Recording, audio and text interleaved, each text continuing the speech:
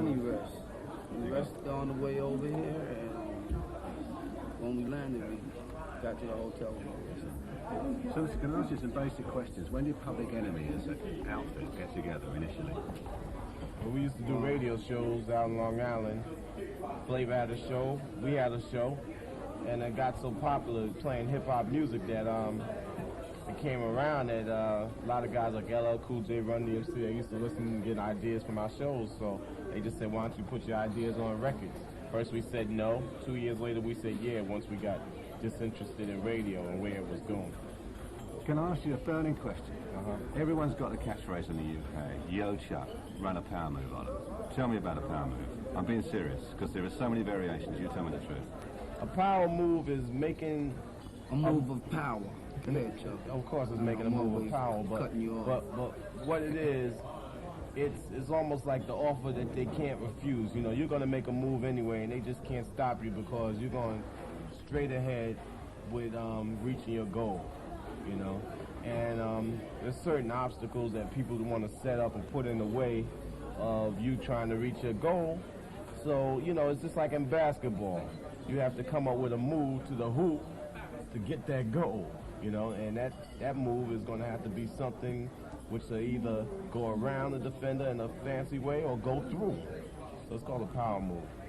I got you, because some people were saying that you were a karate kid or something, and I didn't figure it was that. No, my S1's are karate kids, and we like to keep our little secret of what we got, you know, a little under the cap. You know.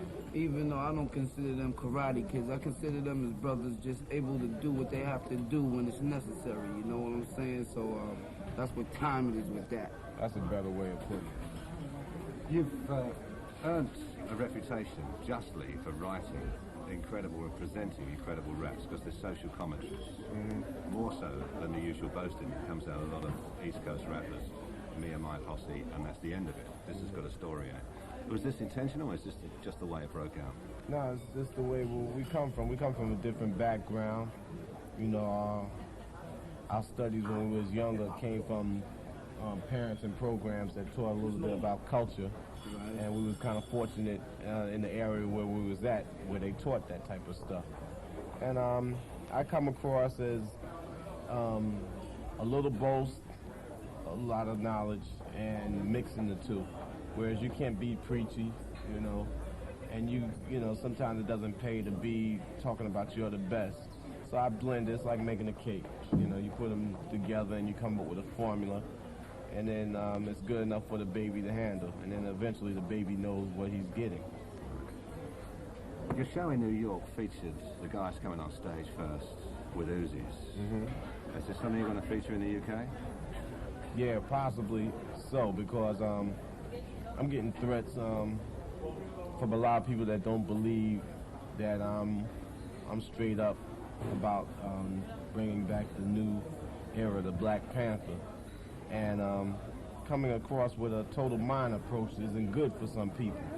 You have to show them that we do have some sort of power, and we do have some kind of organization as far as fitting into this system our way, as far as that's concerned. So, you know, I have to come across as being shocking to a lot of people that just don't believe that I'm coming across as they would like me to come across. So I'm going to be shocking. First I said no, then I said yeah, because, for example, these skinheads that they got up here, neo-Nazis, you know, they're trying to come off as that we're not all that and not all this. So I'm going to get a point across while I'm over here.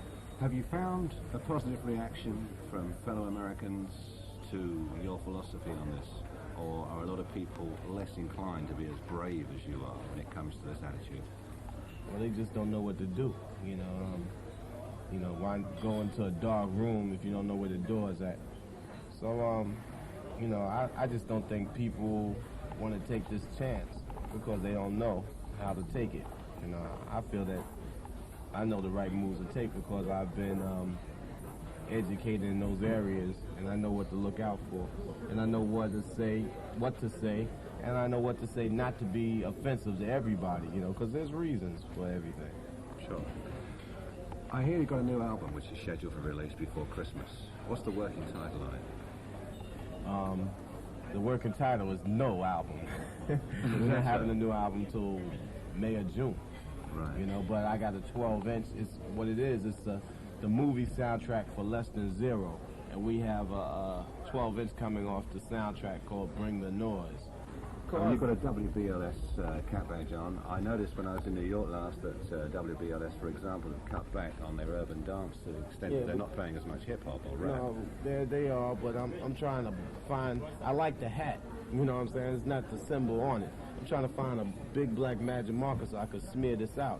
It's the only place I can find this black hat, and I like the black painter's hats. Can't find them nowhere. So that's the only reason I'm wearing this WBLS hat. As soon as I find a big black magic marker, I'm gonna smear it out. So the problem with black radio is, you know, it's all of them the same, almost damn near. And because they're playing the honey drippers, like Slave says. That's right, honey drippers.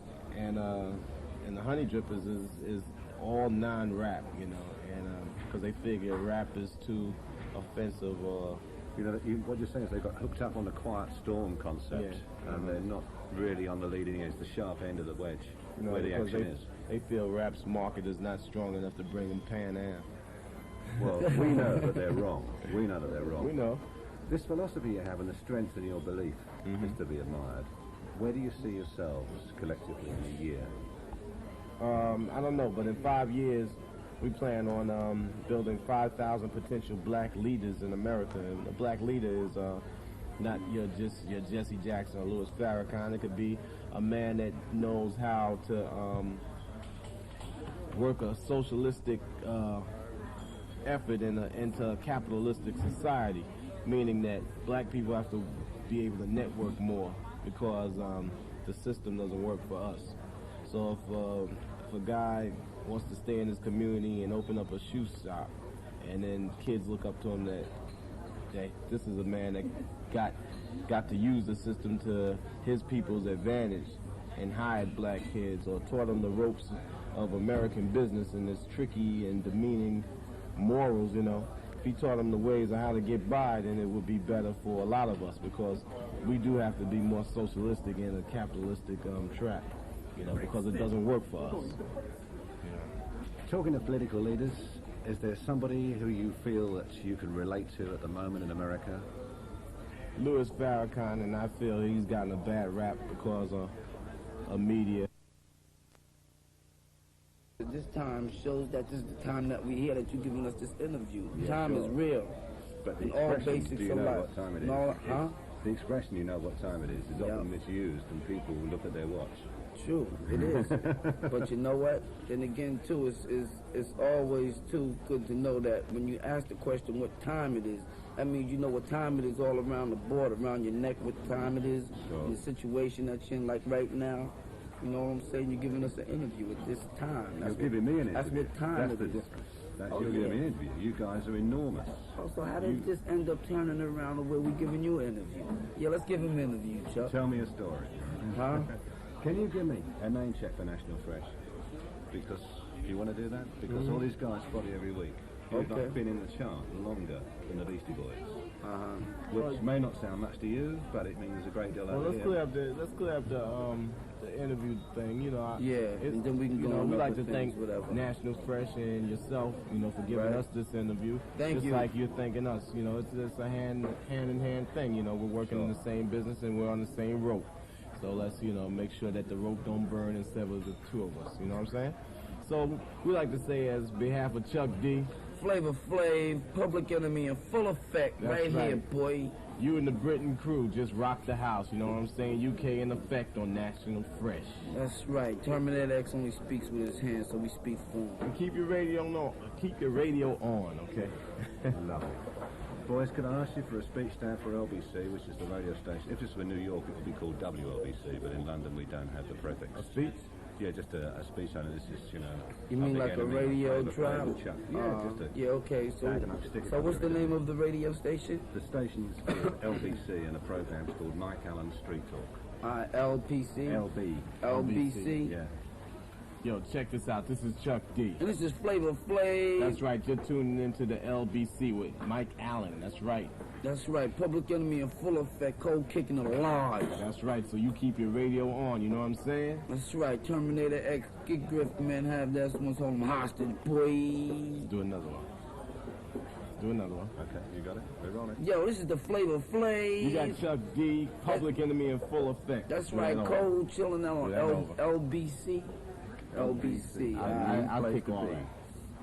I'll kick all that. Yo, this is the Flavor Flav. You got Chuck D, Public Enemy in full effect. Check it out. The LBC is also in cold kicking effect with Mike Allen, Flav. That's right. Rocking your boots to the roots, boy. S1Ws. Do another one, man. Come on, man. Yo, man, you Pick gotta it up speak that without your sounded hands. really sweet up until that. That was kicking up until Huh? that. That was kicking to then. Your lips were smoking. Take it from the drop-off point. Where you stumbling? You speaking correctly. Come on, let's go. Oh, I am? Alright. Hold it down. Alright, we gonna do it like this. Yo, this is the Flavor Flav. And you got Chuck D in effect, Public Enemy in the house. That's right, cold chilling out with LBC. That's right, Mike Allen in the house, and we want you to keep your radio on because it's smoking. You know what I'm saying? Hey, I like to say what's up to the S1Ws, and the Terminator X, he like to say hi, yo. Only with his hands, boy. Beautiful. Fellas, can I say the tape machine switched off? It's a great pleasure to meet you. It wasn't as smooth as we normally do it, Thanks but a lot, we're man. thinking show. Yeah, we think it's show right now. Right now, I'm pretty hyped up for tomorrow. I realise that. I'm ready to get busy. I know that. Oh, yeah. Cold busy. I'm ready to get crazy busy. May you be very successful. Using the garden? Yeah, Yo, it looks like I've seen your face somewhere before. I've been there. Seriously speaking. Seriously speaking. Seriously speaking. Garden was a nervous crowd. Believe me, I was But whatever you do, stay away from the honey drippers. Oh.